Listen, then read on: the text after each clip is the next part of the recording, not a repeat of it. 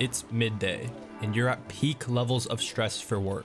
You hear your coworker Anthony go on and on about what a rave last Friday was. But as you tune him out, your mind jumps back to your boss chewing you out for the third time today. There is no hope for you. As you're hit with a wave of resentment, you take one look at the clock. It's 5 p.m. There's still at least 3 hours left to work, and that's only if you're lucky. As you grit your teeth and bear the mind-numbing torture left in the day, you let your degenerate mind wander as it fixates on the only thing that brings you joy.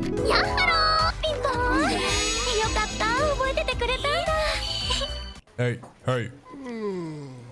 Good work today. I'll see you tomorrow. Oh yeah, thanks. You too. Hey, make sure to drop a sub right now so I can see a bigger number and feel better about myself.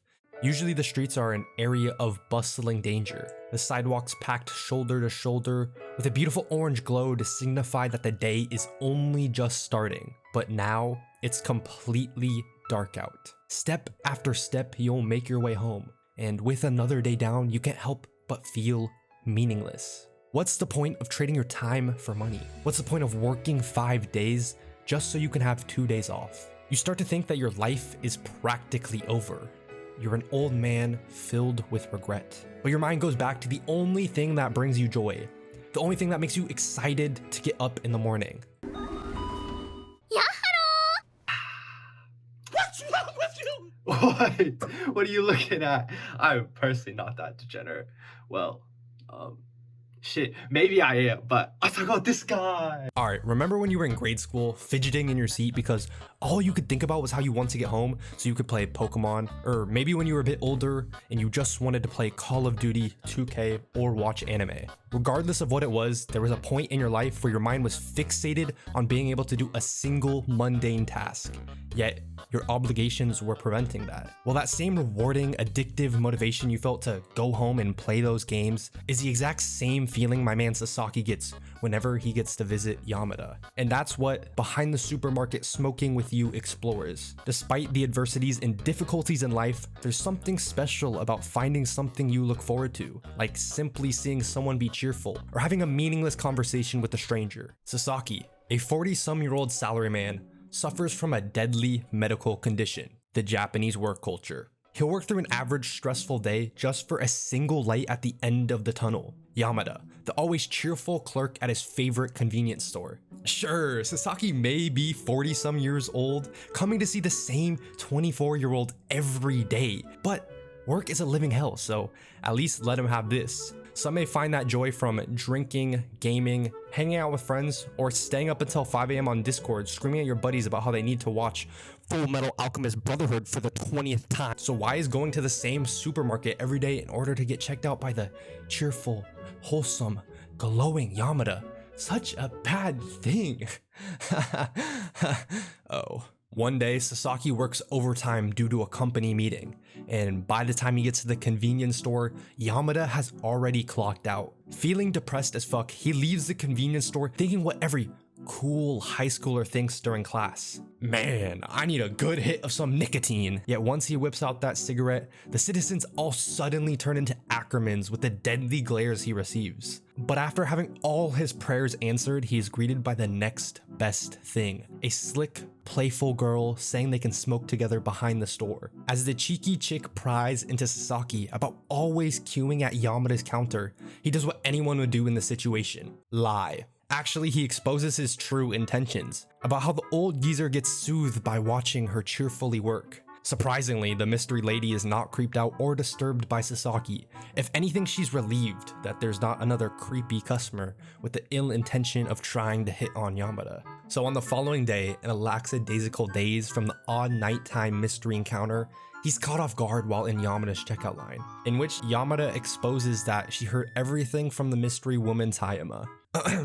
Which may be the most creative name to ever exist. After another late night work meeting, lasting until midnight, Sasaki seeks out his guilty pleasure soothing, just again for there to be no Yamada. However, as he leaves the store, he's called out to once again. It's her, She's returned, giving Sasaki the perfect opportunity to confront Tayama about exposing all his juicy secrets. But he gives into the charming appeal, so he decides to smoke with Tayama once again, gifting her a little something for allowing him to smoke with her last time. And with the reoccurring teasing from Tayama, she's able to unlock her hidden ability, the power of a tsundere. And she invites Sasaki to come back again. So eventually, Sasaki's visits for Yamada turns into visits for Tayama. Damn, what is that, bro? Give me it! Give me it now! Alright, maybe I am the degenerate I was describing earlier. Okay, now I'm usually not a fan of your average slice of life story, but smoking behind the supermarket with you feels very distinct. First of all, they're adults. I know, such a novel experience in the world of manga. It feels like anytime there's a more serious story that would benefit from older characters, the publishers are like, what do you mean they're adults? Put them in a goddamn school. Middle school, high school, it doesn't matter. But, sir, my characters are in a biker gang, do hard drugs, and kill each other. Who the fuck cares?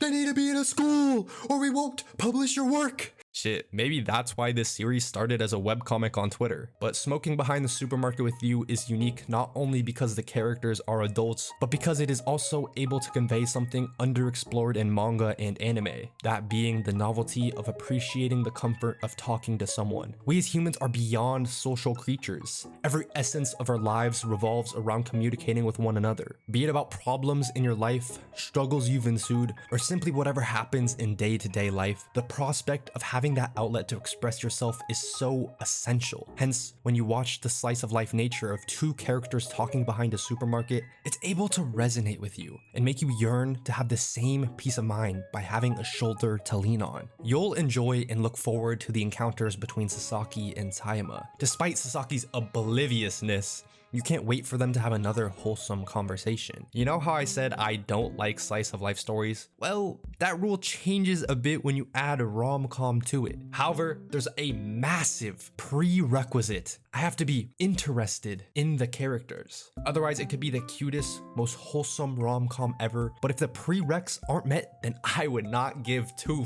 fucks. And god damn, does the series hit every prereq imaginable. That smug grin, leather jacket, and tsundere tendencies got me on my hands and knees, reciting incantations like I was just reincarnated to another world. But let me be real for a second. I want to say this is a 10 out of 10 series that everyone in their grandmothers needs to read, but that isn't necessarily the case. Sure, I like this more than your typical rom-com, but I know this series won't be for everyone.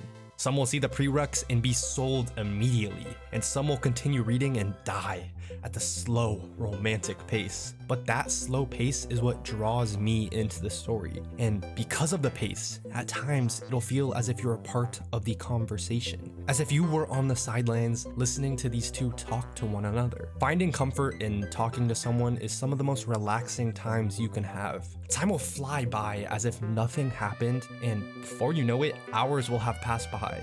If you've ever been able to experience something like this, it'll be an experience you'll continually hold dear to you and wish for again and again. But also, this series could be that extra push for you to reach out. Oftentimes, the hardest step is just reaching out. Potential lifelong friendships, relationships, and encounters are all cut off because you weren't able to hit send on a simple text message. I know I'm making it sound way easier than it really is, but just the act of trying to communicate is probably the most important. I'll also let you guys know this is coming from one of the most introverted people you'll ever meet, yet I can still appreciate the feeling and emotions that were created for me when I read this. If anything, this is a message to myself and to others listening that you'll find comfort and so much joy whenever you find that individual you're able to talk to freely. This is what I felt when I read this manga. The enjoyment of two people just talking. It isn't anything media defining that will have you letting the world know that this is the greatest series ever, but it will be rewarding, relaxing, and gratifying as you watch Sasaki and Tayama encounter each other. We can be so caught up in the struggles of everyday life. That also means that we're able to find meaningful escapes. And regardless of what kind of escape you seek, that outlet is important, so you don't get bogged down from everything happening in the world around us. And reading about two people talk to each other might be one of the simplest and effective escapes out there.